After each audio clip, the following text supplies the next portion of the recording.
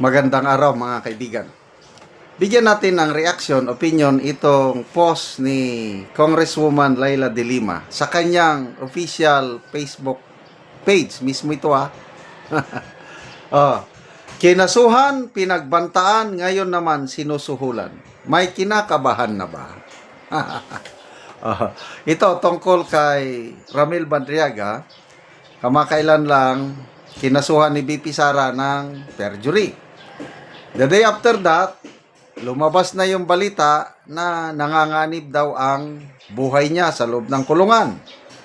Tapos sumunod na balita, ino-offeran daw itong si Madriaga ng 1 billion peso bribe offer para hindi na lang magtistigo laban kay BP Sara.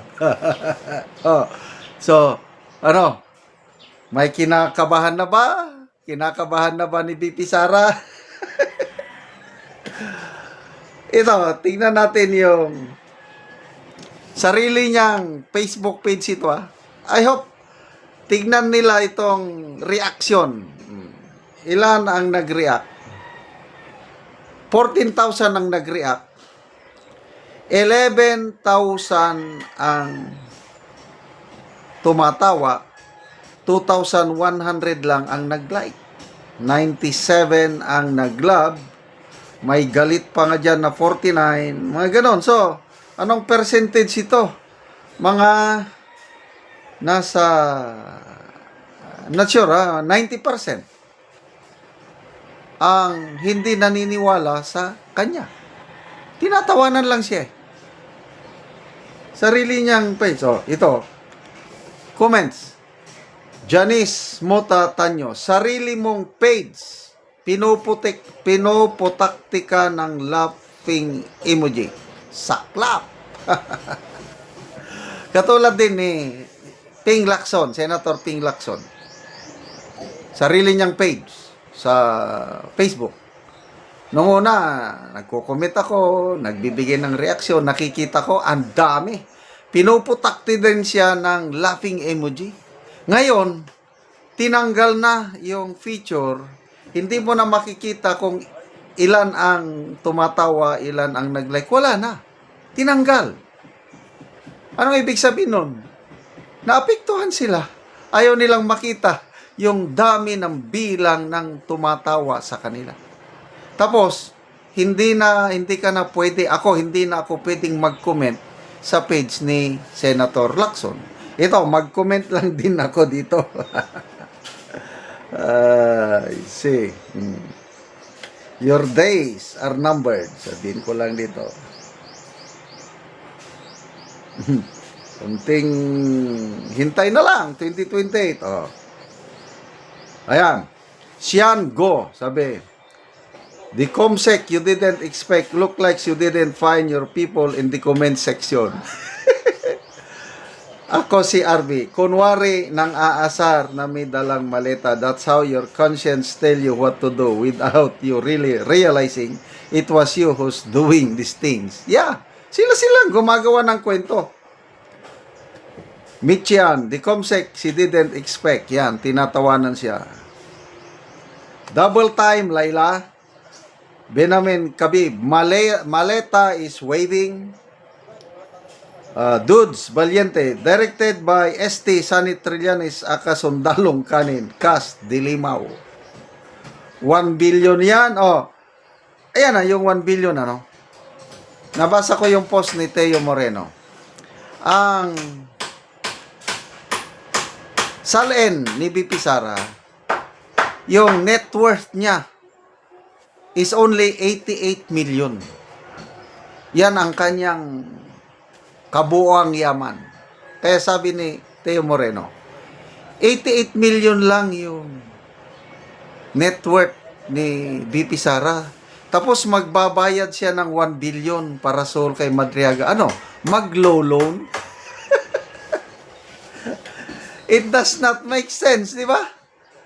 Kaya nga,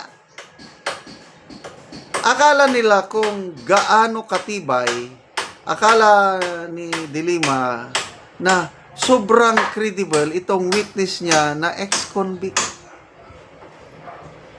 Ako nga, mas gusto ko pa kung magtistigo si Madriaga sa impeachment trial dahil pagkakataon ng mga abogado i-cross-examine, dyan siya ngayon mabubuking.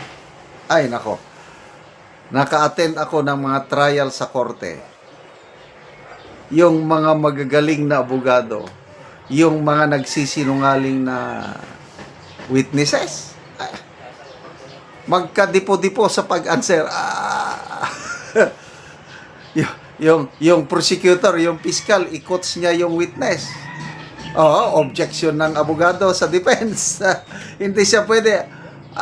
Booking talaga yung nagsisinungaling na mga witness sa galing ng... And I believe, matitinik yung mga abogado ni Pipi Sara, yung Narvasa, ano ba yung Forton, mga abogado de Campanilla. Kaya, bakit pa magsuhol, mag-bribe si BP Sara ng 1 billion sa isang testigo na alam niya na nagsisinungaling? Go on, sige. Kaya itong mga kwentong barbero nila na may death threat, mayroong suhol, may video pa daw eh. Eh, siyempre, ang daling gumawa ng video na may tumatawag sa kabila, tinatawagan. Ang dali. Hindi mo naman ma-prove na si BP Sara yung tumatawag.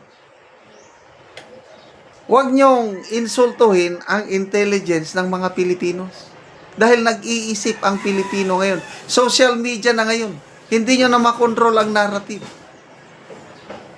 Yeah. Good luck po, Congresswoman Dilima, galingan ninyo. Kasi pag hindi, may pupulutin kayo kung saan.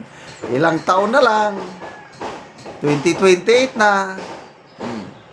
Sino ngayon ang inyong kandidato para panlaban kay BP Sara? Galingan niyo. Sana makonvince nyo si Madam Leni Robredo dahil sa mga kandidato na matitino, siya na yung isa na may pag-asang didikit ng konti. Kailang hindi niya kayang talunin si BP Sara. But sa tingin ko, opinion ko lang ito, ayaw na ni BP Leni nakakandidato. Kaya pagtiisan nyo na lang si Bam Aquino o kaya si Risa Hontiveros. Salamat mga kaibigan sa inyong pagsubaybay sa ating channel. Nakakatulong kayo ng malaki sa tribong Talandig ng Bukidnon dahil ang income natin sa channel na ito ay pantulong po sa tribo. Namimigay tayo ng libreng yero at pako para makapagpatayo sila ng mas maayos na tirahan. Panoorin nyo ang video na ito. Karon mo na ni ang atop sa balay sa natagaan na muugiro. So dako na gyud kayo og mga buslot ang iyang atop tungod kay dugay na manggod ni nga yero. Mana ni ang iyang itsura. So pambutangan lang gani og mga silupin.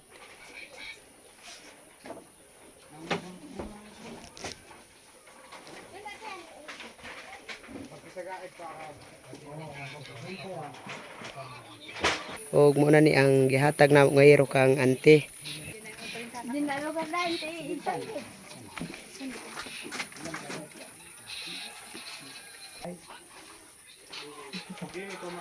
Nagyod ni kada kon sa buslot.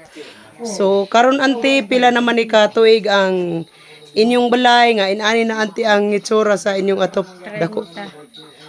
30 na ka tuig. So dugay-dugay na gyud. Dugay na. So ngano man ante sa 30 na ka tuig wala mo nakapalit og sin. Tungod sa among